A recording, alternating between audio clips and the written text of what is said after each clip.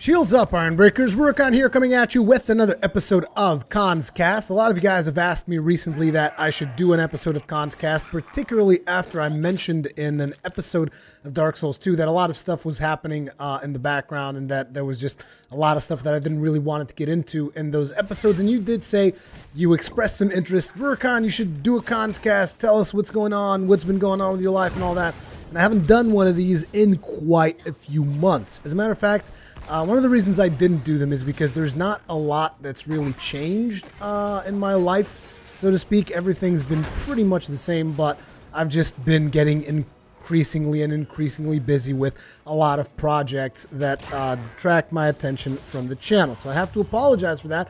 There have been quite a couple of days where just like no video gets released, and it's not even sometimes, it's not even that the video is not made, because sometimes the video is made, it's sitting on the channel, and I don't release it because I just got busy doing something else, and I didn't get around to doing the metadata and all that, and it's just been completely crazy. But today we're going to be talking about that. But before we get started, let's go ahead and give out all the shout-outs, as I tend to do on all my Kast episodes. And start things off, we have someone who the only reference I have of his is Night Solaire on Steam.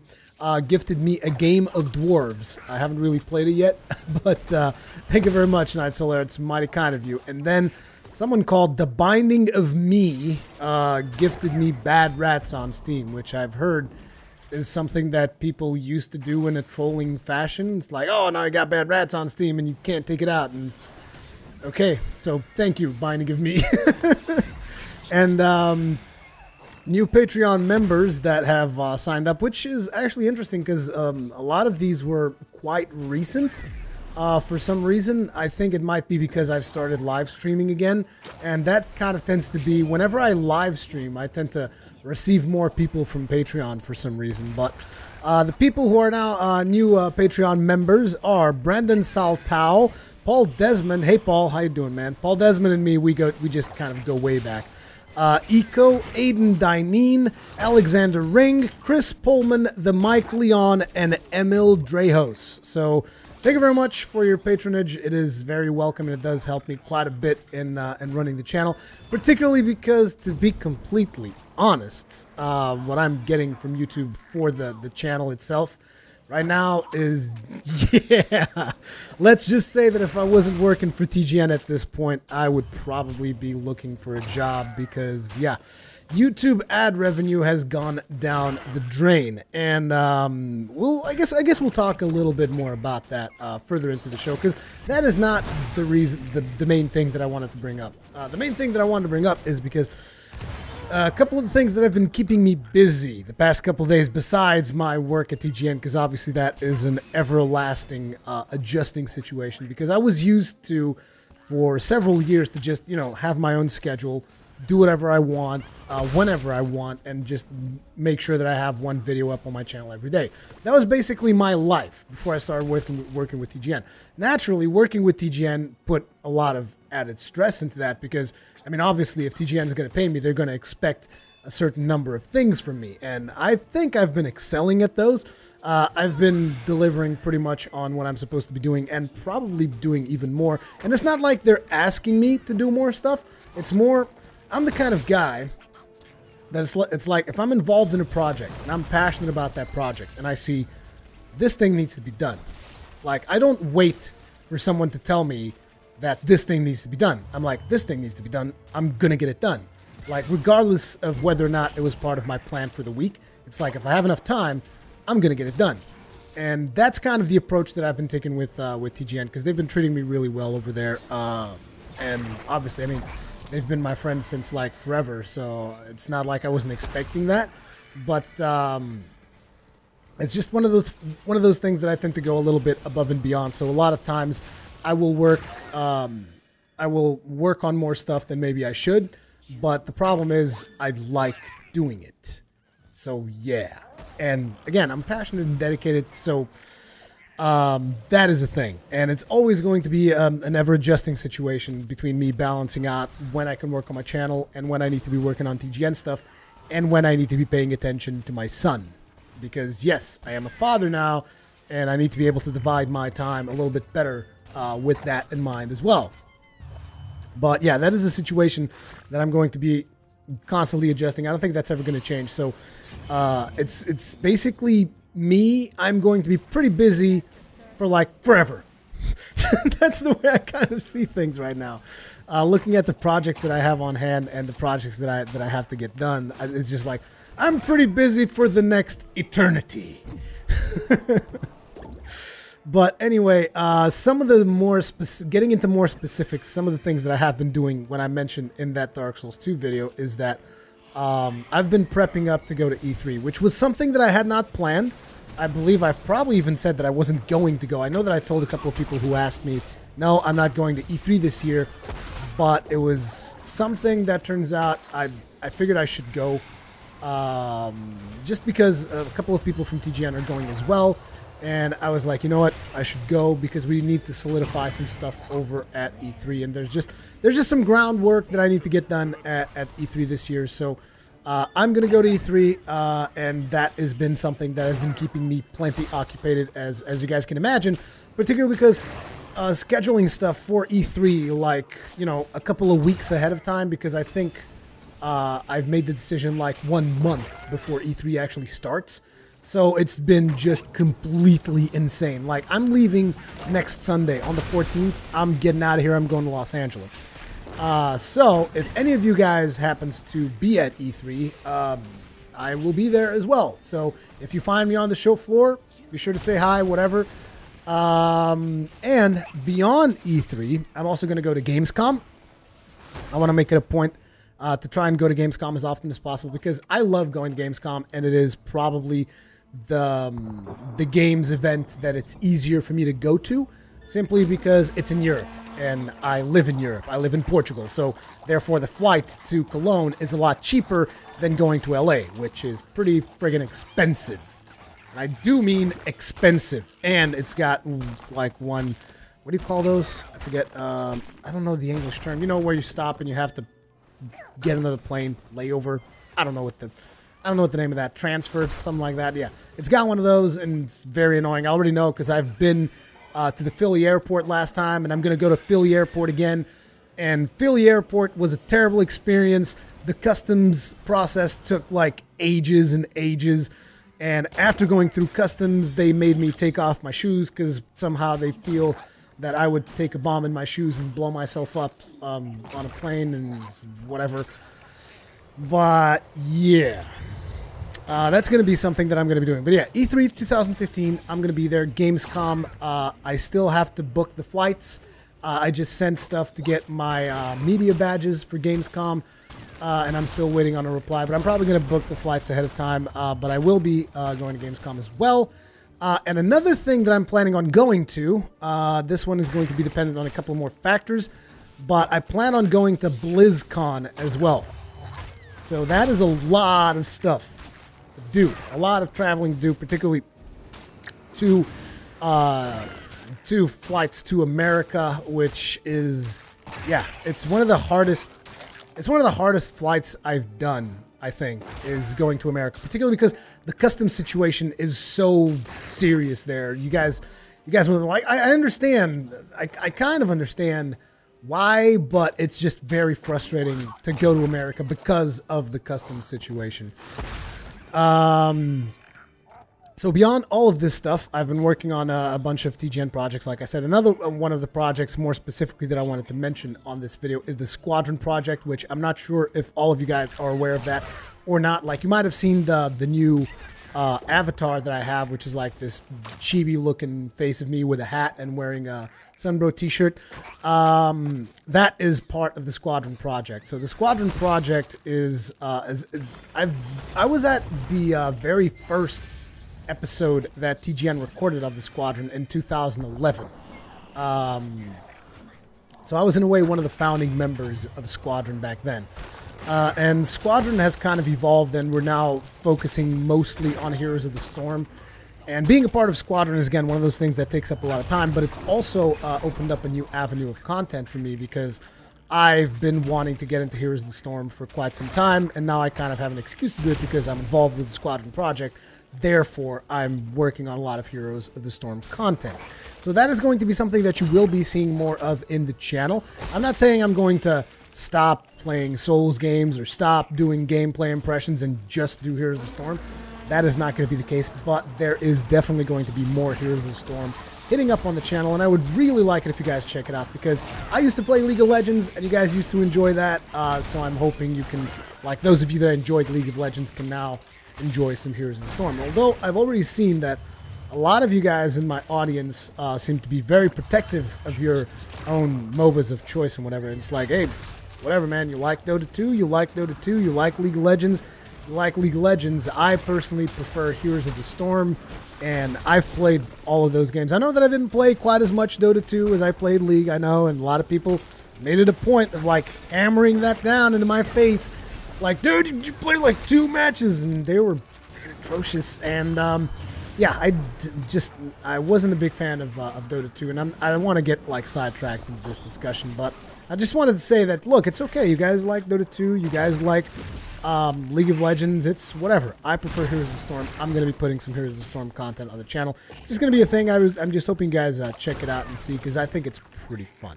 I think that is pretty fun. It's pretty good content as well. Another thing that I wanted to bring up, the Dark Souls 2 situation, which I have referred to in the past in Dark Souls 2 videos, is that a lot of people asked me, what about the DLC? What about the Dark? And what about all these things? And it's like, for starters, the DLC in Dark Souls 2 doesn't change with Scholar of the First Sin. I've done the DLC, and it's not different. Not a lot really has changed in terms of DLC. Everything is pretty much as I remember it. And on top of that, the views for Dark Souls 2 have just been really, really bad. And you guys know that I'm not one to, like, stress too much over the amount of views I get on stuff. The problem that I have right now is that I wasn't aware of something which is called the subscriber burnout, whatever. Some people have been referring to it as subscriber burnout. But basically what happens is, if you make, I don't know, 10 videos and, you know, most of your subscriber base does not watch those videos, after a certain point, your channel actually, like, your videos will stop appearing on people's subscription lists. I used to think that that was a bug. Turns out that is a feature. So that is the problem with not having that many views on videos, is that a lot of my subscribers are basically getting burned, and they're just not receiving my videos in their feeds anymore, and that is a problem. So I need to look at that, and I need to take, you know, a little bit more of a professional approach to a situation like that. Otherwise, pretty soon I'm going to be at, like, I don't know, 100,000 subs or something, and still getting like 2,000 views per video, which, yeah, not a very smart move from a business perspective. Then again, I've never really been a very good businessman. I've told you guys about this repeatedly. And the other thing is, I mean, beyond just the whole Dark Souls 2 situation, is I've noticed that a lot of the content on YouTube is, like, the way that YouTube is, you know, they divide up their SEO rankings and stuff when people search for, like, let's say you search for Dark Souls. The way that YouTube would determine whether or not one of my videos shows up on top or near the top, the metrics that YouTube is using, I kind of feel like they reward the wrong kinds of videos, which is why less and less I have become to lose a little bit of motivation in terms of that. Like, I still love what I do, but a lot of times I do become a little bit demotivated, because I look at some of the videos, and I look at the quality of some of the videos that I produce, and then I look at the quality of other people making videos and stuff, and I'm just left like, why? Just why? Why does... Because people usually, for me, they expect completion, they expect a full experience, they expect somewhat of a well-edited experience, and that's kind of what I try to deliver with my videos. I don't try to skip on too many things and, you know, make specific montages that are designed to attract views and to attract shares. I don't tend to do that. I tend to try to be as real as I can possibly be on my channel. And I guess at some point, a lot of people would just tell me, oh, you just don't know how to make proper YouTube videos, and that's why you're not as successful. And it's like, well, I beg to differ, because even recently I had a video on TGN, it was like 500,000 views or something like that. And again, these are pretty impressive numbers, but it's like I know what I would have to do to get those numbers. I just don't want to do that on my personal channel because it's not something that I'm particularly passionate about. Because again, another thing that you can see is you look at my most popular video of all times, it's that Dark Souls top 10 tips. That's what YouTube wants nowadays. That's where the views go to. It's the lists, like top 5 lists, top 3 things, and that is what YouTube wants. And that is something that is very frustrating for me because I've always been one that I like delivering on a different kind of content, and that kind of content is just, I don't know. Most people that watch that kind of content tend to not appreciate the level of standards that I put on a video, which, again, it's just very, very frustrating for me to see like other YouTubers that do similar content and just don't even have half the standards that I would put in. Like, I would look at one of those videos and I'd be like, I would never upload something like that because your audio is all fucking janky. You're not noise gating. You're not friggin' editing out stuff that doesn't really need to be there. You know, that kind of stuff, it frustrates me, and it's just been very, very frustrating lately. And I've had conversations with other people that, in the YouTube that kind of feel the same way. They're all like, "Oh man, it's insane. It's insane what some of these people friggin' get away with." I don't want to get into too many specifics about that, but yeah, there's been a lot of that recently.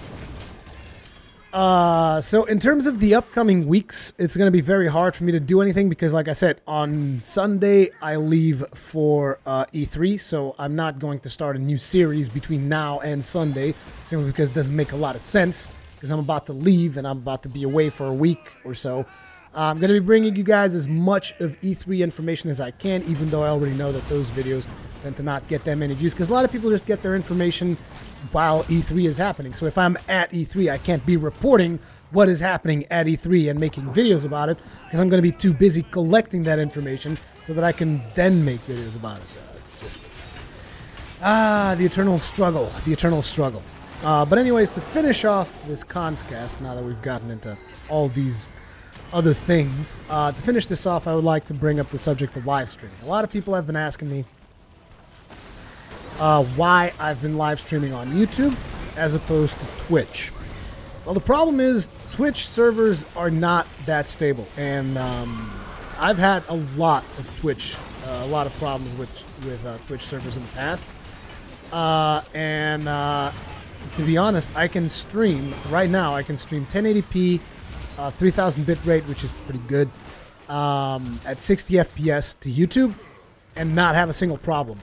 I try to do the same thing on Twitch, and sometimes I'll get into problems, other times I won't. It's just random as all hell. Also, live streaming on YouTube allows me to set reminders for people so that they know when I'm live streaming, even though so far I've been doing it like only 1 hour ahead. I can do it further ahead. I just need to plan out my week a little bit better. But like I said, it's been pretty hard to plan out stuff. But it allows me to kind of like warn people ahead of time, and it instantly creates a video that stays on the channel and gets instantly published as soon as the live stream is done, which is something that a lot of people ask me when they can't watch a full live stream, and then I have to go to Twitch, send that video to YouTube, and between now and then loses a whole bunch of quality. It's a pain in the ass. I do understand, however, that apparently YouTube live streaming is blocked in Germany, which I'm just like, what? Why? What's the big deal? Like, I don't understand why would you do that? Because specifically, let's block YouTube live stream specifically and leave those other services running like Twitch and Hitbox and all that stuff. And I'm just like, why would you do this? It makes no fucking sense. But yeah, I understand that is a problem, but there's not a whole lot I can really do about it. I mean, it's just so much easier for me to live stream on YouTube that I can't even, I don't know. I just don't know how to fix it. I've also live streamed recently on Twitch again. The servers were kind of okay while I was live streaming, so I don't know. Live streaming has always been a struggle for me, but I really like live streaming on YouTube over Twitch. It's just a lot easier for me. So hopefully you guys would like that as well. I mean, the views definitely seem to indicate that you do, because I see that a lot of you guys have been watching the Bloodborne Chalice dungeons, which I'm still working on. Still working on those. We're going to be having more of those live streams moving forward, because I haven't done all the Chalice dungeons. But yeah, I really don't know what else to say at this point. I've discussed a lot of things that I just wanted to get off my chest to let you guys know. Still working on a lot of side projects. A lot of stuff is happening, but I mean, it's a struggle. It's an everyday struggle to bring you guys quality as much and as often as I can. So yeah, per usual, comments, feedback, all that kinds of good stuff in the comment section below. Thank you for watching, and I'll see you in the next one.